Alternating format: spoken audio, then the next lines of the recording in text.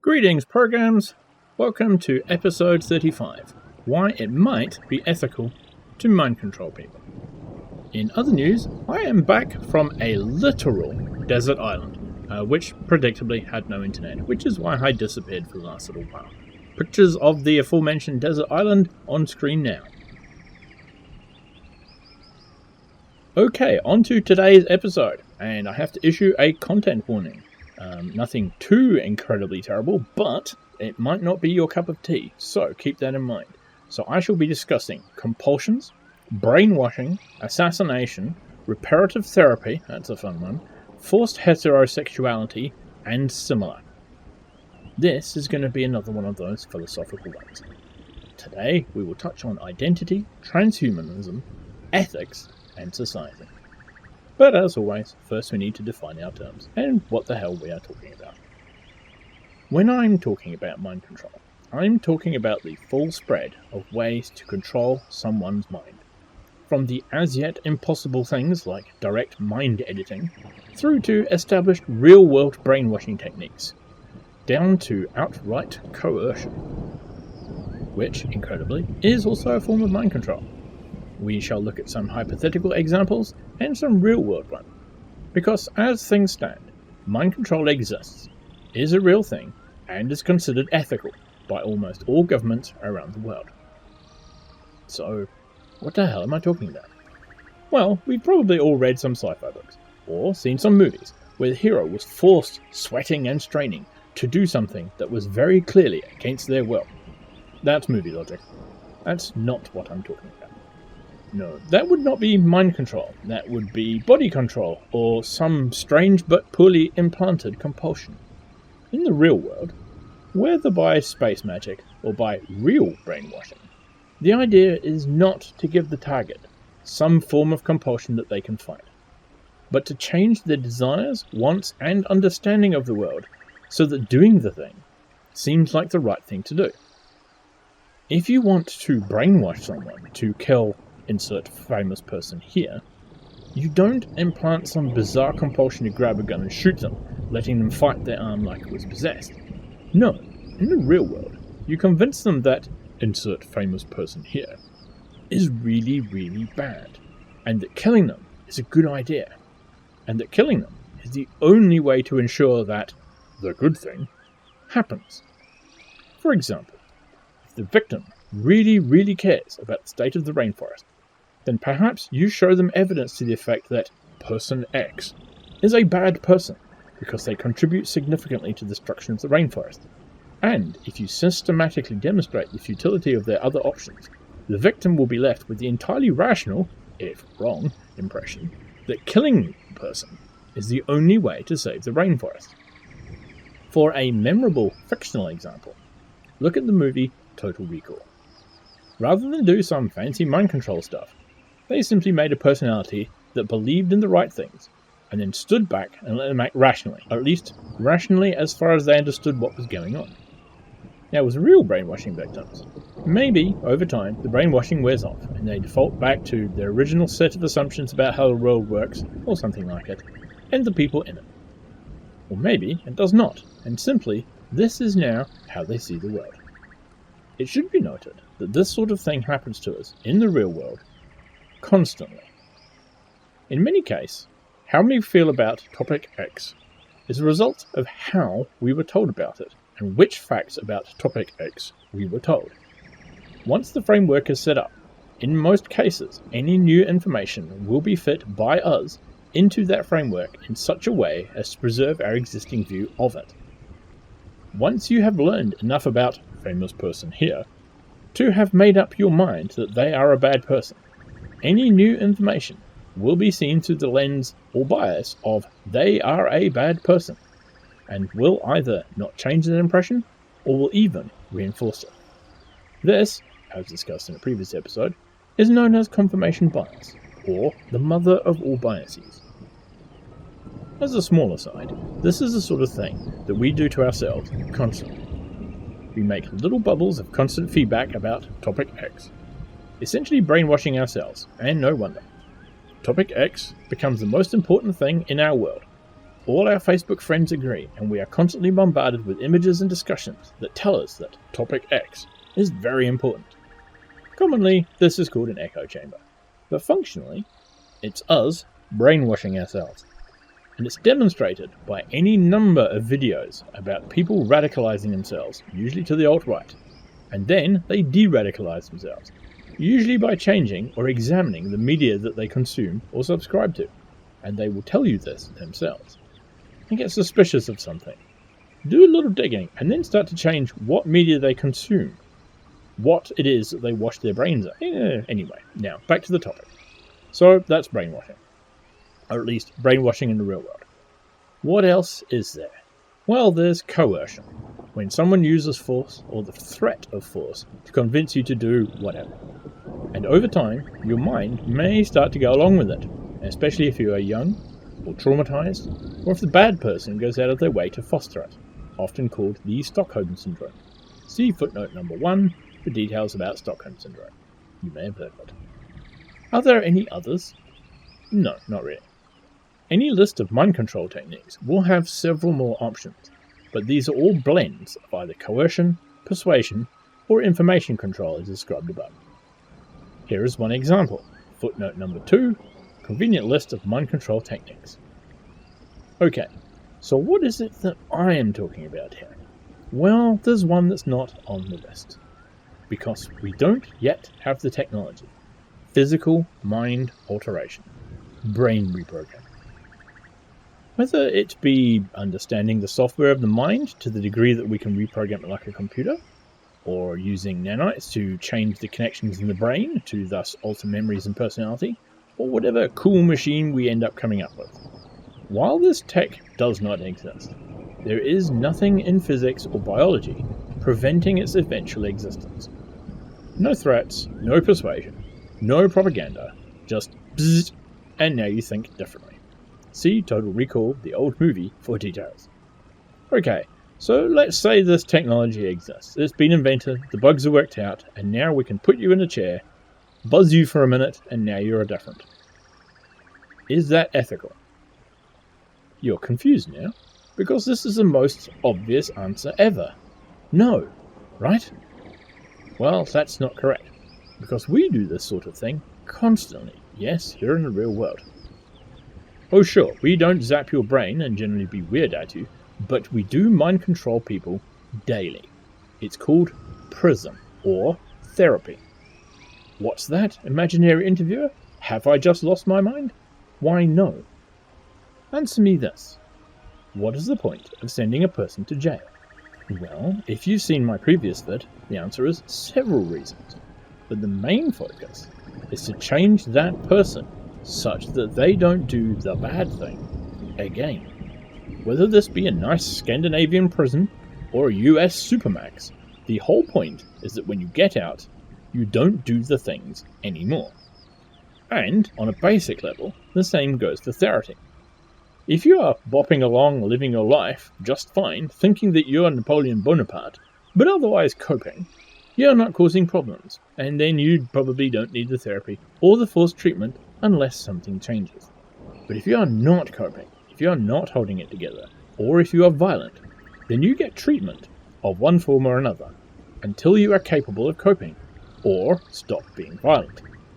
And that fundamentally changes who you are. Before you were a person who could not cope or was violent, and afterwards this is no longer the case. Before you were a person who commit crimes, or unbalanced in some way in how you interacted with the world. Afterwards you are not. Either because you had learned your lesson, or you really didn't want to go back to jail or to therapy, or the chemistry of your brain had been brought closer to what is considered normal. Your mind has been changed. Through persuasion, or coercion, or chemical alteration of your brain's function, you have had your mind altered. For the greater good. About the greater good. The greater good. How can this be for the greater good? The greater good. How can this be for the greater good? The greater good. Shut it! And that brings us to today's big question. If we had the ability, if we had the tech to just zap your brain and generally be weird at you, and then your mind was altered, would it be ethical to use that technology? And under what circumstances? Now, I have discussed this with my mum, who has worked in the mental health field for decades. She told me how the mental health profession, or at least in this country, looks at it. See, often, when dealing with somebody who is severely disturbed, you are, to some extent, dealing with two people. No, not multiple personalities, but the mind of the person who is suffering and untreated is quite a different thing from the mind of the person who is on good medication. And often, the person who is on their medication does not want to return to the kind of person they were when they were off them. But if they slip, or forget, or just simply fool themselves into thinking they no longer need their medication, for any reason, the person they become often, in fact usually, does not want to go back onto their meds. Quite the ethical quandary. Now, this is how I was told how they deal with it. They have an assumption that there is an underlying true person that is revealed when the particular condition that the person suffers from is controlled or removed, and that treating them with medication is restoring this person to their faculties, revealing the true person beneath, which is very handy as it removes all ethical quandaries from the situation. I'm not sure I agree, and I was not able to establish what happened if the person had been unwell from birth, but at least I have some understanding of how the medical profession in this country apparently sees this situation. Now, back to the big question. So imagine we have the 10. Zap, and your brain is altered, fully and permanently. You are now no longer a criminal, and you are not put in jail. Not terrified of jail or the government, you just have the same ordinary everyday neural patterns as any law-abiding citizen, and no desire to do the bad things. Is this ethical? On the one hand, of course not. You just forcibly changed a person's mind against their will. On the other hand, you just cured what might be considered a minor mental illness, the desire to do the crimes or the bad things, and you did it without imprisoning a person at great expense to the state, possibly destroying that person's life and livelihood, and making them suffer. Surely this is vastly better than stuffing a person in jail for a decade for robbing a bank or some such. Do the court thing, establish guilt, put them in the chair, zap their brain, instant law-abiding citizen. No muss, no fuss, no long-term cost to the person. Well, which is the right way to look at this? Is it horrible, terrible mind control, or a more humane option? Well, the short answer is, there is no right way to look at this. There is simply what is happening. But at least one point of view, one version of the story, can at least claim to be there for the good of the person overall and for society. Even if, yes, the fundamental right to mental privacy, to mental autonomy, has indeed been violated. But here's the thing, that's what happens when we send you to jail. We do this when we send you to jail, but slower, less certainly, and at great costs in lives and expense. Often, when people get out of jail, they have a very hard time readapting to regular society. Surely this quick zap is much better, right? The person suffers less, their life is not destroyed.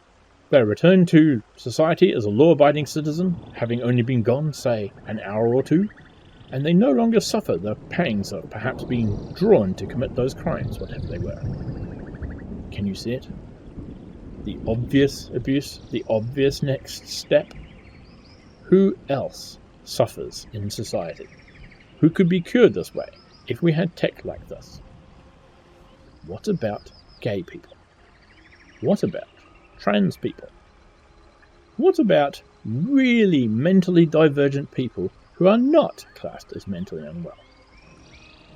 Would not a gay person in a society that is vehemently anti-gay, would they not be happier if they could sit in the chair and come out, quote, normal, unquote, and straight, and no longer be attacked or harassed by society?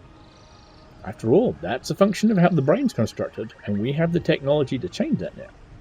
What about a trans person, or a non-binary person, suffering the dysphoria of a brain, a mind, that insists on seeing their identity as something other than completely lining up with their body? Would they not be happier if their mind, their brain, was brought into line with their body, rather than, say, suffering the trauma and difficulty of making their body more closely match their mind and brain? Where do we stop? If you are not happy with your nose, would it not be better to avoid the surgery, to change it to match your self-image, but to change your image to match the reality that is your body? If you're not happy in your job, is it not better to have your mind tweaked a little, to enjoy your work there day to day, rather than face the disruption of quitting and finding another job? If your life depresses you, as it is it not better to have a quick and easy treatment to make you okay with how your life is, and not suffer the drama and stress of trying to overturn your life and turn over a new leaf? And this is the ethical quandary, all without getting into the dystopian mind control and conformity of state-enforced happiness. This is just what we might do to ourselves with access to this technology, or be encouraged to do. So what about you? What would you do if this tech was freely available? What would you do if you were gay, or trans, or unhappy with your job, or just really hated how your nose looked? And if you knew that the stress and drama could be gone with a quick trip to the editing chair? And this tech is not 300 years away warp drive sci-fi. See footnote number 3, the beginnings of mind editing technology. And so, while it may be a terrible temptation, like excessive drug use, bad for your mind in terrible ways, it is your mind to mess with. So while there's probably a cool sci-fi story or two in there, and some cautionary tales for the future, there is no ethical issue with you doing something dumb. The question is, what does it mean to do it to other people? This is where the ethics comes in. It's the edge cases where we really have to think about this stuff. We can all immediately recognize that using this tech by a fascist state would be an ethical violation. No problem. Jackboots make it simple. We can all recognize that messing with your own brain might not be smart, but just like loads of booze, it's your right to fuck yourself up, if you want to. But what about the middle ground? What about just patching someone's behaviour, instead of sending them to jail for years? Well, it's something to think about, that's for sure. What's that? You're expecting me to have the answers? Sigh. Well, as it happens, I do. See, I had to write a section on crime and punishment for a somewhat enlightened future society for a role-playing game, and I had to figure out a way to square the existence of this possibility with things like free will, the right to mental privacy and autonomy, and so on. And so, while I cannot tell you the objectively right thing to do, I can tell you how I would do it if I was setting up this society. We, as a society, are currently okay with behavior modification by stuffing someone in prison for a while, but this has the aforementioned downsides. But we do it because it goes some way towards fixing the problem. By giving people a reason to avoid crime, in theory, we get rehabilitated, and it acts as a deterrent, as well as keeping actual violent people away from the general population. So, it's better than nothing. Now, if you have something that sort of works, but it's not best, you have that as a backstop. We can't overlook the ethical value of choice. So for my imaginary, mostly enlightened society, I did both and gave them a choice. We copy the Scandinavian model of prisons that are like rehabilitation facilities. You are, indeed, away from the civilian population, but you're treated well, and you're treated like a real person. You are intended to get well. And in addition to therapy and conversation, as well as learning opportunities for the person to enrich themselves, they give you the option of getting a shortcut by having your mind tweaked. You sit in your chair, get your brain zapped by the weirdness rays, and 10 minutes later they give you a lift home, all fixed up. If you don't like that, and you truly value mental integrity over all other things, then no problem. But they can't let you out until you are better, and that they know you are better. Keep in mind, in this imaginary future, most property crimes would be dealt with by things like reparations. If you steal a car and then give it back, and then you end up having to do a month of yard work for the offended party. Or if you wreck the car, you must get them a new car. Or you must pay a fine or something. We only put you in prisons for bad things, really bad things, like hurting people. Because it's expensive for society, and it's generally not that great for society either, and it's certainly not good for you. So, no brain zapping with weirdness rays without your cooperation. But you stay in prison until you are considered rehabilitated. The hard way, if that is your choice. And if they can't fix you the old-fashioned way, well, you stay in there. For the safety of others and for you. That's my amateur solution to making mind control tech usage ethical. You decide to use it because you don't want to stay in prison. You choose. And that's as close as I can come to making what we all think of as mind control technology ethical. So yes, it could all go horrible and dystopian. For an example, see the last few episodes of the TV series True Calling, starring Eliza Dushku and advised by Joss Whedon. It went there. But if we wanted to not do that and still use it, we do have to make it an option. There are still going to be some issues, like how to square this with people who are mentally unwell, if it can be used to fix that, the whole two people issue from before. Maybe you could fix them, and then give them the option to be unfixed if they really want. Then at least you get some kind of buy-in from the person. It's not perfect, but at least it's a start.